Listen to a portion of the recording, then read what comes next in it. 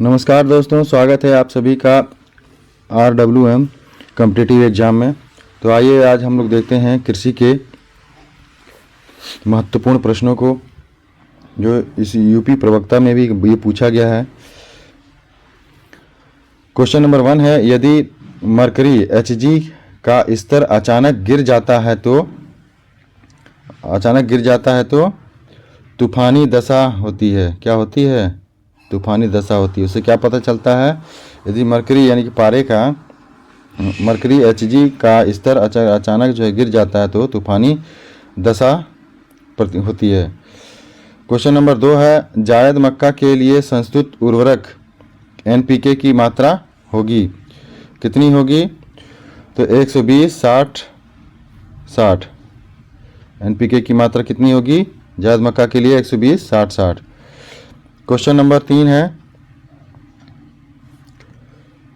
3 है, फसल की उपज में प्रति यूनिट पानी जो फसल के वाष्पोत्सर्जन में इस्तेमाल होता है, जल उपयोग क्षमता कहलाता है। इसका आंसर होगा आपका बी, जल उपयोग क्षमता के रूप में। फसल की उपज में प्रति यूनिट पानी जो फसल के वाष्पोत्सर्जन में इस्तेमाल होता है, जल उपभोग क्षमता क्या कहलाता है? तो जल उपभोग क्षमता के रूप में कहलाता है। क्वेश्चन नंबर 4 है, फसल का संपूर्ण शुष्क उत्पादित पदार्थ क्या कहलाता है? फसल का संपूर्ण शुष्क उत्पादित पदार्थ कहलाता है बायोलॉजिकल उपज। क्या कहलाता है? बायोलॉजिकल उपज। फसल का संपूर्ण शुष्क उत्पादित पदार्थ बायोलॉजिकल उपज कहलाता है। क्वेश्चन नंबर 5 है, थ्योरम का प्रयोग किया जाता है। थ्योरम का प्रयोग बीज शोधन के लिए किया जाता है। किसके लिए किया जाता है थ्योरम का प्रयोग? बीज शोधन के लिए किया जाता है। क्वेश्चन नंबर 6 है, LER की आवश्यकता होती है। LER की आवश्यकता अंतरा सस्यन प्रणाली में की जाती है। LER की आवश्यकता अंतरा सस्यन प्रणाली में की जाती है। LER की आवश्यकता अंतरा सस्यन प्रणाली में की जाती है। क्वेश्चन नंबर 7 है, केंद्रीय शुष्क कृषि अनुसंधान संस्थान स्थापित है। इसमें देखिए, केंद्रीय और शुष्क कृषि अनुसंधान संस्थान कहाँ स्थापित है? तो हैदराबाद में। केंद्रीय शुष्क अनुसंधान संस्थान हैदराबाद में स्थापित है।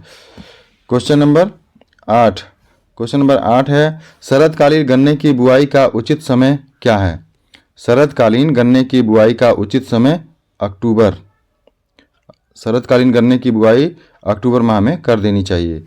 क्वेश्चन नंबर 9 है, भूमि प्रबंधन प्रणाली जिसमें कृषि एवं वनीय फसलों संयुक्त रूप में एक ही भूभाग पर उगाई जाती है, क्या कहलाती है? तो एग्रो फॉरेस्ट्री पद्धति कहलाती है। क्या कहलाती है? एग्रो फॉरेस्ट्री पद्धति। क्वेश्चन नंबर 10 है, आर्थिक एवं व्यवहारिक दोनों दृष्टि से फसल उत्पादन वाली उस भूमि जानी जाती है। आर्थिक एवं व्यवहारिक दोनों दृष्टि से फसल उत्पादन वाली भूमि जानी जाती है एरेबल भूमि के नाम से। किस नाम से जानी जाती है? एरेबल भूमि के नाम से। आर्थिक और व्यवहारिक दोनों दृष्टि से एरेबल भूमि जो है उत्पादन वाली जानी जाती है। क्वेश्चन नंबर 11 है, किस प्रकार के उर्वरक की पूर्ति के लिए भारत आयात पर निर्भर करता है? तो पोटासिक उर्वरक, जो पोटास वाला उर्वरक है, इसके लिए भारत जो है आयात पे निर्भर है। पोटासिक उर्वरक भारत में नहीं बनता। ठीक है। क्वेश्चन नंबर 12 है, उत्पादन का सक्रिय साधन है। उत्पादन का सक्रिय साधन क्या है? उत्पादन का सक्रिय साधन तो श्रम है। उत्पादन का सक्रिय साधन श्रम है। क्वेश्चन नंबर 13 है, सकल बोया गया क्षेत्रफल के अंतर्गत आता है। सकल बोया गया क्षेत्रफल के अंतर्गत शुद्ध बोया गया क्षेत्रफल प्लस एक बार से अधिक बोया गया क्षेत्रफल आता है। सकल बोया गया क्षेत्रफल किसके अंतर्गत आता है? तो शुद्ध बोया गया क्षेत्रफल प्लस एक बार से अधिक बोया गया क्षेत्रफल के। क्वेश्चन नंबर 14 है, ग्रामीण निर्धनता दूर करने का कार्यक्रम है। ग्रामीण निर्धनता दूर करने का कार्यक्रम जवाहर रोजगार योजना यानी कि JRY, rural landless employment guarantee programme यानी कि RLEGP योजना, integrated rural development programme IRDP योजना, ये तीनों इनके उपयुक्त सभी ये जो है ग्रामीण निर्धनता दूर करने का कार्यक्रम के अंतर्गत हैं। क्वेश्चन नंबर 15 है, राष्ट्रीय विकास परिषद का गठन कब हुआ? 15 है, राष्ट्रीय विकास परिषद का गठन कब हुआ है? तो अगस्त 1952 में। अगस्त 1952 में राष्ट्रीय विकास परिषद का गठन किया गया। अगस्त 1952 में राष्ट्रीय विकास परिषद का गठन किया गया। क्वेश्चन नंबर 16 है, उस गरीबी उन्मूलन कार्यक्रम को बताइए जिसमें बैंक महत्वपूर्ण भूमिका निभाते हैं। जिसमें बैंक महत्वपूर्ण भूमिका निभाते हैं, किसमें निभाते हैं? IRDP में, यानी कि बी आंसर इसका सही होगा। 16 का बी आंसर सही होगा कि IRDP में बैंक जो है गरीबी उन्मूलन कार्यक्रम को महत्वपूर्ण भूमिका निभाते हैं। क्वेश्चन नंबर 17, RBI का राष्ट्रीयकरण हुआ था। RBI का राष्ट्रीयकरण कब हुआ था? तो RBI का राष्ट्रीयकरण 1949 में हुआ था। RBI का राष्ट्रीयकरण 1949 में हुआ था। क्वेश्चन नंबर 18 है, भारत में गठित सबसे पहली सरकारी समिति थी। भारत में गठित सबसे पहली सरकारी समिति कौन सी थी? तो साख समिति। भारत में गठित सबसे पहले जो सरकारी समिति गठित हुई थी वो साख समिति हुई थी। साख समिति। भारत में सबसे पहले सहकारी समिति कौन सी हुई थी? साख समिति। क्वेश्चन नंबर 19 है, भारत में सहकारिता आंदोलन की शुरुआत हुई। भारत में सहकारिता आंदोलन की शुरुआत कब हुई? तो सहकारिता आंदोलन की शुरुआत 1904 में हुई थी। कब हुई थी? 1904 में। इसका आंसर हो गया सी। भारत में सहकारिता आंदोलन की शुरुआत 1904 में हुई थी।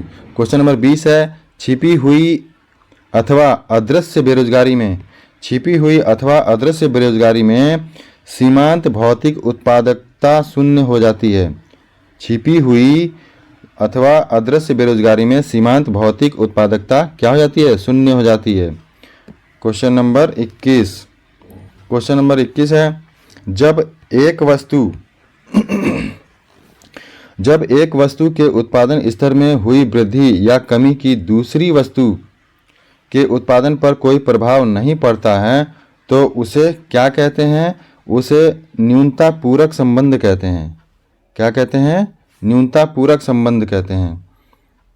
क्वेश्चन नंबर 22 है, पूंजी बचत का परिणाम है और इसका संचयन निर्भर करता है। पूंजी बचत का परिणाम है और इसका संचयन निर्भर करता है बचत करने की शक्ति पर, बचत करने की इच्छा और बचत करने की सुविधा। ये तीनों ही आंसर सही हैं। क्वेश्चन नंबर 23 है, ए मार्शल के अनुसार उत्पत्ति ह्रास नियम लागू होता है। ए मार्शल के अनुसार उत्पत्ति ह्रास नियम लागू होता है। किस में होता है? तो कृषि में। उत्पत्ति ह्रास नियम कृषि में लागू होता है ए मार्शल के अनुसार। क्वेश्चन नंबर 24 है, सामान्य बैठकें प्रायः वे बैठकें हैं जिसमें समाज प्रतिभागिता हो। जिसमें समाज की प्रतिभागिता हो वह सामान्य बैठकें प्रायः वे बैठकें कहलाती हैं समाज प्रतिभागिता। क्वेश्चन नंबर 25 है, फोटोग्राफ कहलाता है। फोटोग्राफ क्या कहलाता है? तथ्यों अथवा विचारों का निदानीकरण वर्णन। तथ्यों अथवा विचारों का निदानीकारी वर्णन कहलाता है फोटोग्राफ। क्वेश्चन नंबर 26 है, कृषि विज्ञान केंद्र को कहते हैं। कृषि विज्ञान केंद्र को कहते हैं। कृषि विज्ञान केंद्र को क्या कहते हैं? कृषि विज्ञान केंद्र भी।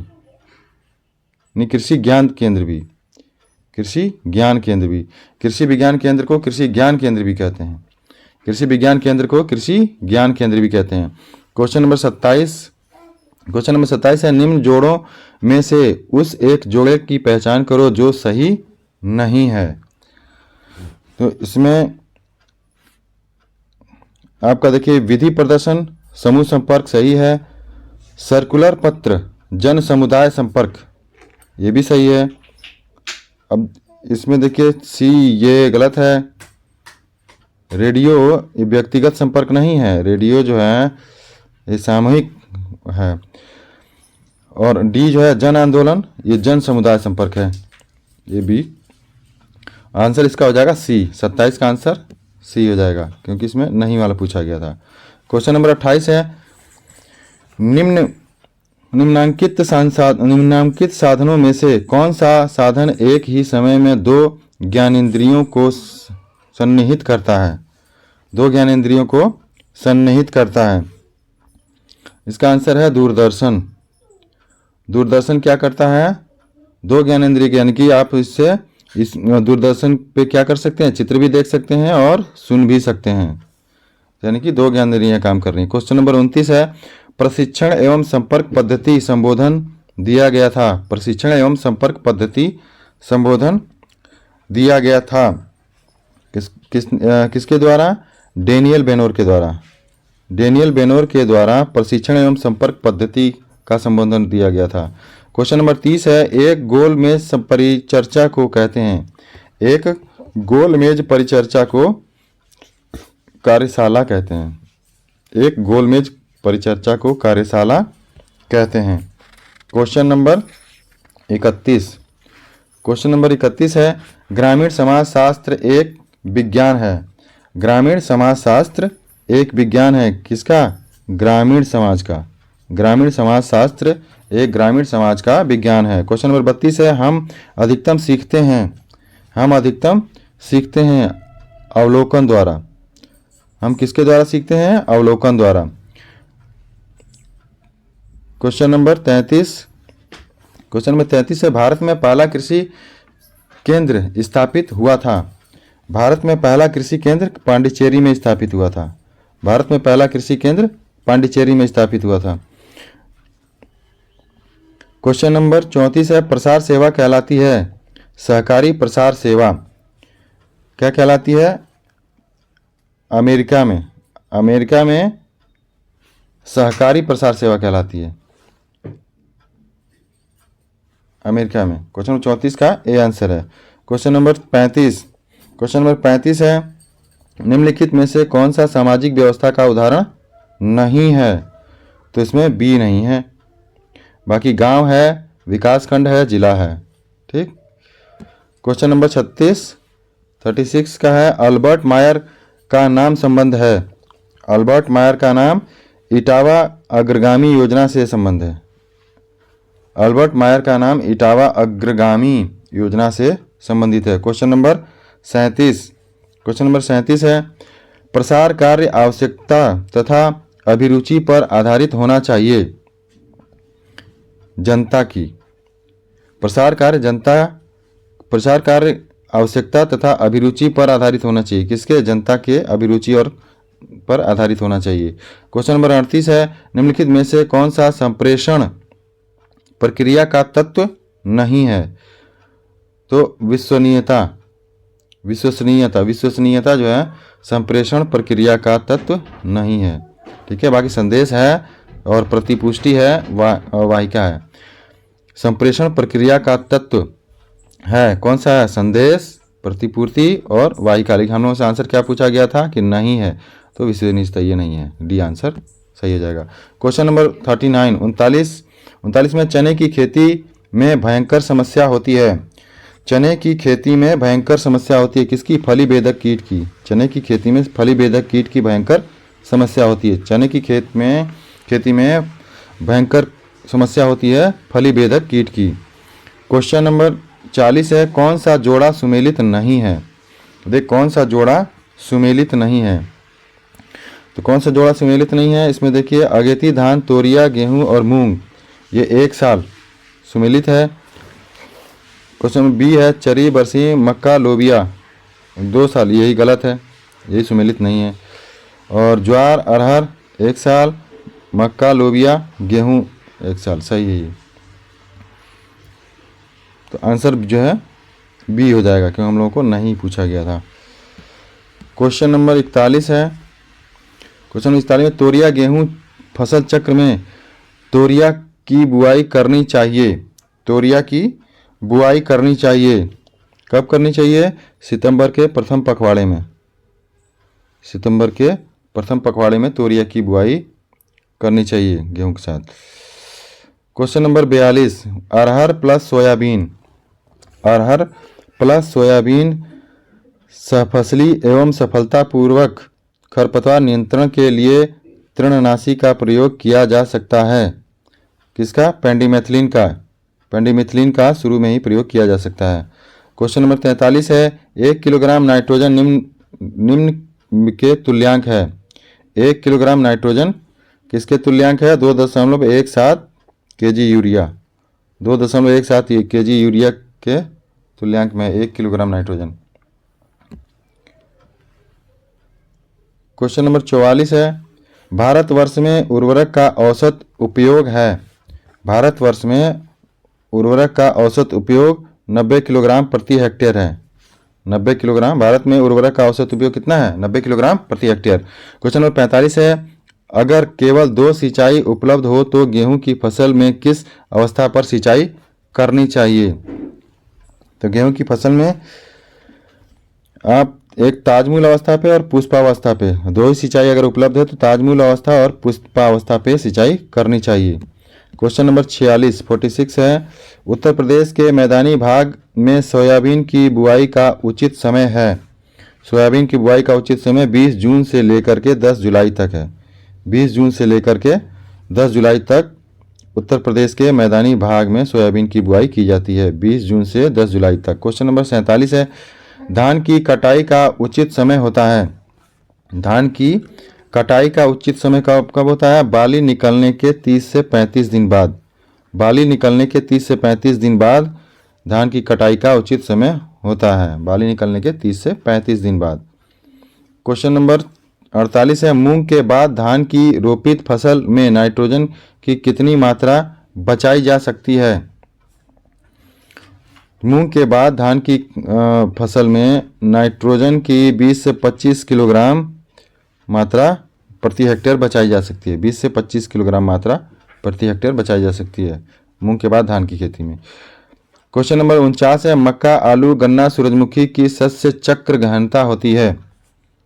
मक्का, आलू, गन्ना, सूरजमुखी की शस्य चक्र गहनता कितनी होती है? तो 200%। 200%। क्वेश्चन नंबर 50 है। क्वेश्चन नंबर 50 है पशु आहार। पशु आहार जिसमें 18% से अधिक कच्चा रेशा पाया जाता है उसे क्या कहते हैं? चारा कहते हैं। 18% से अधिक कच्चा रेशा जिसमें पाया जाता है उसको चारा कहते हैं। क्वेश्चन नंबर 51 है निम्न में से कौन सा दुग्ध क्रय करने का ढंग सबसे अच्छा है? दुग्ध क्रय करने का ढंग सबसे अच्छा है कौन सा है? तो इसमें दुग्ध वसा रहित ठोस की मात्रा के अनुसार, दुग्ध वसा और वसा रहित ठोस मात्रा के अनुसार दुग्ध क्रय करने की सबसे अच्छा तरीका है। क्वेश्चन नंबर 52 एक हॉल्स्टीन फ्रीजियन। क्वेश्चन नंबर 52 है एक हॉल्स्टीन फ्रीजियन संकर नस्ल की गाय प्रतिदिन 15 लीटर दूध दे रही है तो 15% DCP वाले उत्पादन आहार की उसे कितनी आवश्यकता होगी? तो 5 किलो की आवश्यकता होगी। कितनी? 5 किलो। क्वेश्चन नंबर 53 है स्ट्रिप कप परीक्षण किस बीमारी में किया जाता है? स्ट्रिप कप परीक्षण किस बीमारी में किया जाता है? स्ट्रिप कप परीक्षण थनैला रोग में किया जाता है। स्ट्रिप कप परीक्षण थनैला रोग में किया जाता है। स्ट्रिप कप परीक्षण थनैला रोग में किया जाता है। क्वेश्चन नंबर 54 है मक्खन में सुगंध के लिए उत्तरदायी पदार्थ है। मक्खन में सुगंध के लिए उत्तरदायी पदार्थ कौन सा है? तो डाई एसिटिल। मक्खन में सुगंध के लिए डाई एसिटिल पदार्थ उत्तरदायी है। मक्खन में जो सुगंध है होती है वो डाई एसिटिल के कारण होती है। डाई एसिटिल के कारण मक्खन में सुगंध होती है। क्वेश्चन नंबर 55 है, प्रशीतन इकाई में दूध को किस तापमान पर ठंडा एवं भंडारित किया जाता है? प्रशीतन इकाई में दूध को 4 से 5 डिग्री सेल्सियस पर ठंडा एवं भंडारित किया जाता है। 4 से 5 डिग्री सेल्सियस पर। क्वेश्चन नंबर 56 है, दूध के माध्यम से मनुष्यों में फैलने वाली बीमारी है। दूध के माध्यम से मनुष्यों में फैलने वाली बीमारी है टाइफाइड ज्वर। दूध के माध्यम से मनुष्यों में टाइफाइड ज्वर फैलता है। दूध के माध्यम से टाइफाइड ज्वर फैलता है। दुहाई से पूर्व अयन को पोंछने के लिए हाइपोक्लोराइट के घोल का प्रयोग करना चाहिए। दुहाई से पूर्व हाइपोक्लोराइट के घोल का प्रयोग करना चाहिए। कितना? तो 100 ppm। बी आंसर इसका सही होगा। 100 ppm हाइपोक्लोराइट के घोल से दूध थन को या अयन को धोना चाहिए। क्वेश्चन नंबर 58 है, डेयरी पशुओं का उत्पाद जीवन होता है। डेयरी पशुओं का उत्पाद जीवन होता है। कितना होता है? तो 12 वर्ष होता है। 12 वर्ष। डेयरी पशुओं का उत्पाद जीवन 12 वर्ष होता है। डेयरी पशुओं का उत्पाद जीवन 12 वर्ष होता है। क्वेश्चन नंबर 59 है, अनुवांशिकी वर्ण का प्रयोग सामान्यतः किया जाता है।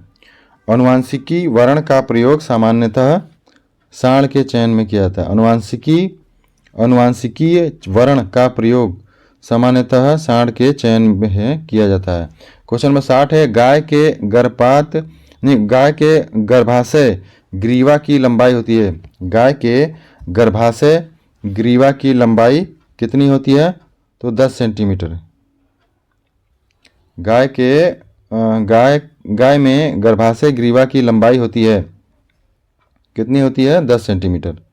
क्वेश्चन नंबर 61 है, विश्व में महीन ऊन उत्पादन के लिए प्रसिद्ध भेड़ की नस्ल है। विश्व में महीन ऊन उत्पादन के लिए प्रसिद्ध भेड़ की नस्ल कौन सी है? मेरिनो नस्ल। मेरिनो भेड़ की ऊन जो है विश्व प्रसिद्ध है। क्वेश्चन नंबर 62 है, वातावरण का स्तर जिसका तापक्रम एक समान रहता है। वातावरण का स्तर जिसका तापक्रम एक समान रहता है। स्ट्रेटोस्फीयर से मापते हैं। क्वेश्चन नंबर 63 है, कंपोस्ट है। क्वेश्चन नंबर 63 कंपोस्ट है। कंपोस्ट क्या है? स्थूल खाद है। कंपोस्ट स्थूल खाद है। कंपोस्ट क्या है? तो कंपोस्ट स्थूल खाद है। क्वेश्चन नंबर 64 है, फसल पैदा करने की मृदा की छिपी क्षमता को कहते हैं। फसल पैदा करने की मृदा की छिपी क्षमता को क्या कहते हैं? उर्वरता।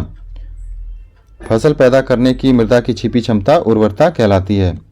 क्वेश्चन नंबर 65, क्रांति जाति है। क्रांति जाति है राई की। क्रांति किसकी प्रजाति है? राई की। क्रांति जाति है या क्रांति किसकी प्रजाति है? तो राई की। ठीक। क्वेश्चन नंबर 66 है, डिस्क हैरो का टिल्ट कोण होता है। डिस्क हैरो का टिल्ट कोण 20 डिग्री का होता है। डिस्क हैरो का टिल्ट कोण 20 डिग्री का होता है। क्वेश्चन नंबर 67 है, 67, प्रकाश संश्लेषण से उत्पन्न पदार्थ है। प्रकाश संश्लेषण से उत्पन्न पदार्थ शर्करा और ऑक्सीजन है। प्रकाश संश्लेषण से उत्पन्न पदार्थ शर्करा और ऑक्सीजन है। प्रकाश संश्लेषण की जब क्रिया होती है तो उससे कौन सा पदार्थ उत्पन्न होता है? शर्करा और ऑक्सीजन। क्वेश्चन नंबर 68 है, यूकैरियोटिक कोष में पाई जाती है। यूकैरियोटिक कोष में केंद्रीय झिल्ली यूकैरियोटिक कोष में केंद्रीय झिल्ली पाई जाती है। क्वेश्चन नंबर 69 है, हवा द्वारा मृदा अपरदन किस राज्य में सबसे अधिक होता है? हवा द्वारा मृदा का अपरदन राजस्थान में सबसे ज़्यादा होता है। हवा द्वारा मृदा का अपरदन राजस्थान में सबसे ज़्यादा होता है। क्वेश्चन नंबर 70 है, पौधों की पत्तियों में ऊतक क्षय कमी के कारण होता है। पौधों की पत्तियों में ऊतक क्षय किसकी कमी के कारण होता है? तो Mg यानी कि मैग्नीशियम की कमी से होता है, मैग्नीशियम की कमी से होता है।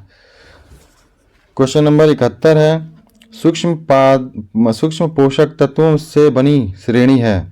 सूक्ष्म पोषक तत्वों से बनी श्रेणी कौन सी है? तो Fe सूक्ष्म पोषक तत्व है, Mn है, Zn है, Cu कॉपर है, MO मोल्डेबेडनम और B से बोरान, यानी कि A के सभी जो है सूक्ष्म पादप तत्वों से बनी है। Fe, Mn, Zn, Cu, MO और B। Question number 72, question number 72 है, राक फास्फेट है। राक फास्फेट है, राक फास्फेट क्या है? अविलेय उर्वरक। राक फास्फेट अविलेय उर्वरक है। राक फास्फेट क्या है? राक फास्फेट अविलेय उर्वरक है। क्वेश्चन नंबर 73 है, मृदा में नमी की अवस्था जिस पर पौधे मुरझाना शुरू कर दें उसे कहते हैं। मृदा नमी की अवस्था जिस पर पौधे मुरझाना शुरू कर दें वो क्या कहलाता है? तो मुरझान बिंदु कहलाता है। क्या कहलाता है? मुरझान बिंदु। क्वेश्चन नंबर 64, क्वेश्चन नंबर 64 है, फसल पैदा करने की मृदा की छिपी क्षमता को कहते हैं।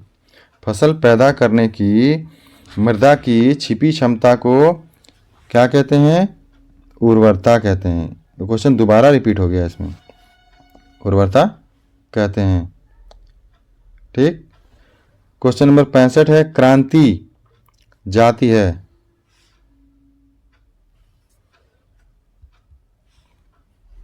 क्रांति जाति है। अच्छे दोबारा, ये गलती से खींच गया, ये होगा।